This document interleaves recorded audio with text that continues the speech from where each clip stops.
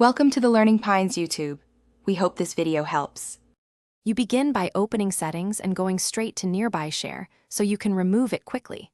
First, make sure you're on the device owner account with Wi-Fi or mobile data active. This prevents account conflicts.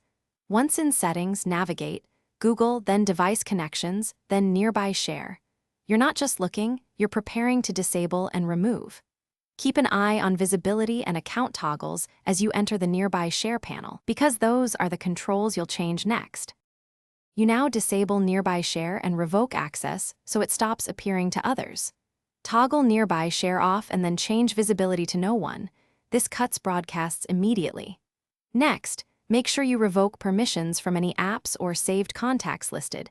Tap each entry and select Remove or Deny. If multiple Google accounts or profiles are present, remove the feature under each account. This ensures no hidden linkage remains that could re-enable sharing without your knowledge.